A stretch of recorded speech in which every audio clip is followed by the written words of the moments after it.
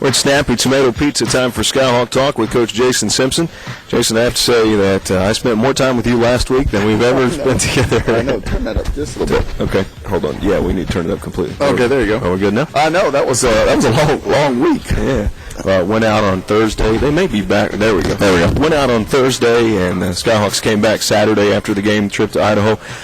We talked a little bit about this on the pregame show, but an interesting trip for your team. It was the longest road trip in the history of UT Martin football, and about 1,800 miles to get out of there. I didn't know you could actually get to Boise from here. Yeah, I didn't either. It turns out you can. And how different is it out there? The air is different. The elevation's a little different. Did it affect you or the players at all? I think probably after the first or second drive, I saw some guys that were winded, and but I think we got used to it. But there was Charles Sweet, some of the offensive linemen, especially after that 13-play drive, were really grasping for air. But I don't think it had any bearing on the game. And I hear a lot of athletes on the East Coast when they have to go out there complain about that, especially playing in places like Utah and in Colorado. Right. I think we were 900 feet above sea level. Is that what it is? And Ron may know, but then you go to Denver. Then it's a mile. Yeah. Okay. There you go. Mile High Stadium. There you go. So I'm sure it's a lot different there.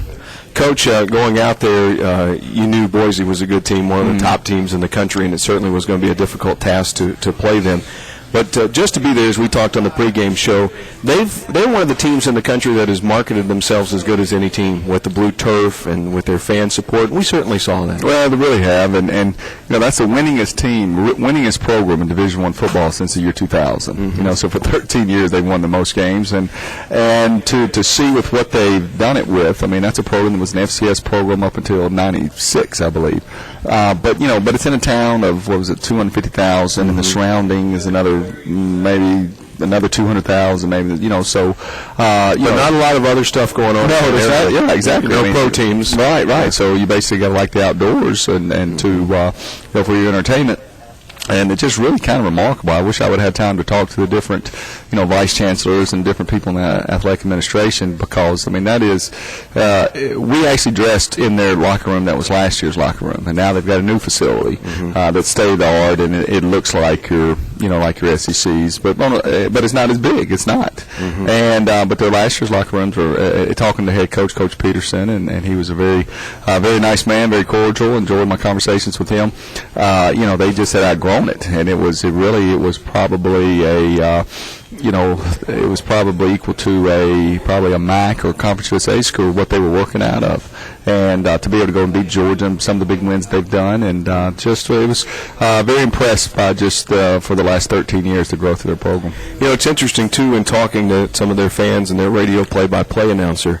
And this happens at programs that have success like that, and you were creating that here. But when expectations are high, like there are in that, and you're magnified in that situation, there's a lot of pressure on the players and the coaching staff. Well, it's kind of neat, and you saw that when Coach Peterson had said when they had been beaten by Washington the week before, and he said, guys, it was just a matter of time before we got our nose bloodied with the schedule we're playing. Because when they get into their Mountain West, when they get into that conference, they're pretty much the favorites every week. Them and Fresno State and I forget who else is in there, Air Force or whoever, but they're the favorites every week. And but they're going to pick up one marquee game a year, and this year was Washington. That's who they opened up with. I guess a couple years ago it was Georgia, I believe. And so now you're facing some of the top 10 teams in the country, and so you could kind of tell visiting with him that you could kind of feel those. And I don't want to put words in his mouth, but you kind of feel the expectations, sometimes are unrealistic for a new team. Not every year do you have a bunch of seniors coming back. At some point they graduate, and his team's going to be a lot better at the end of the year than they were their first game. And unfortunately, we were part of their developing process, and they got better against us.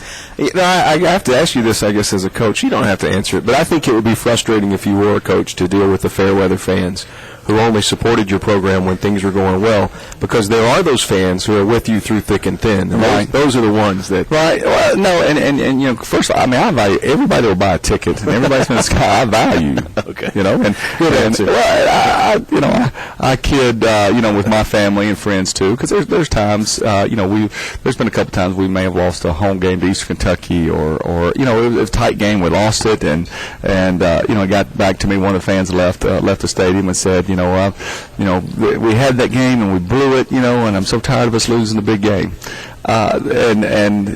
Somebody told me that and wanted to know if I was upset about that. No, I'm not upset about that. I'm more upset than they were that we lost the game. That's true. But believe it or not, there was some self-satisfaction that that people expect us to win the big game. Right. People expect us to be in conference championships. That's how that stadium gets filled. And then when people stop caring, that's when I guess we'll go to be an intramural team. Mm-hmm. And so that comes with that. You comes said with that, and I always say when you say that, I always say I remember when I was happy when we got a first down. Well, I hope we don't go that far backwards, but no, we have come a long way. But you hate it, just like I'm sure Coach Peterson hated when they lost to Washington. He'd like to win every game. That was a road game. I mean, their fans forget against a very good team. Exactly. Yeah. So, but that's okay. I mean, just I want expectations to be high. Hey, it's different, and we've talked about this too. In football, coach, it's different because every game is magnified. In baseball, you can really you could lose 4 or 5 games in a row, and it may not make a difference at all. Yeah, exactly. They got another day. Don't get so upset about it and stuff. But that's one of the things I tell our players, and I tell our coaching staff that we want our our alumni and our school and our administration, we want our fans to have high expectations. And in return, my expectations are high. Mm-hmm. I want that stadium built. There's things that we need to do if we're going to stay at the top of the OVC. Mm-hmm. And so and it's up to both sides to live up to those expectations. When you go to a place like Boise or anywhere on the road outside of the OVC, places you've never gone before and you may never go back to again, are you keen of the surroundings and you pick up things? Yeah, we could do this someday, or I don't like the way they do that. Yeah, well, exactly. I mean, when I walked through the locker room, even though it was last year's pictures and stuff, I mean, I was taking pictures of different sayings they had on the wall, different coaching philosophies and stuff that they had put on the wall, and there's probably some that I'll end up copying and use in our facility, and constantly how they do the pregame music. I mean, that was a great atmosphere. Yeah. And of course you've got that monster jumbotron at the end down there that had my headset rattling during the game.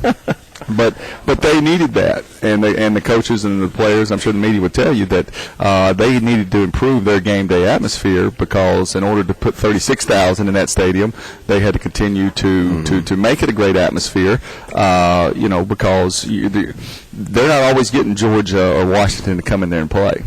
And so, therefore, sometimes maybe only 30 are going to come. Well, how do you get the other 8,000 or 6,000 to come? You got to have a great game day atmosphere, and those are a lot of things that we talk about here. And everybody works hard, and I want everybody out there to know that we work hard. We're trying to meet those needs, and it doesn't. It's constantly on our mind, and we're not just coaching football. And whether it be working with you or Trudy or Phil, those are things we want our fans to enjoy coming and talk about the game day atmosphere at our place. I will tell you what I learned is that with the blue turf and their uniforms, we had on our white uniforms, and they were wearing the dark uniforms.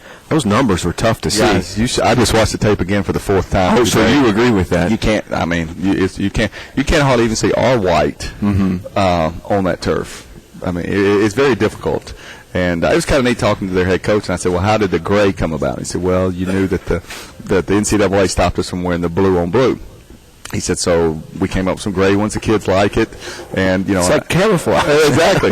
And but I thought it was kind of neat though, because I said, well, you're an elite Nike school. What does that mean? And but it's not like Oregon and Georgia Nike. It's not that extensive. It was more, well, we get like one uniform a year, and we kind of pick and we roll with that. So like I said, he was. I enjoyed the conversation with him. Seemed like a real nice guy. Okay, we'll take a break. We'll talk about the game when we come back with Coach Jason Simpson. Skyhawk Talk continues on the UT Martin Skyhawk Sports Network. Contractors and homeowners alike have always chosen Home Builders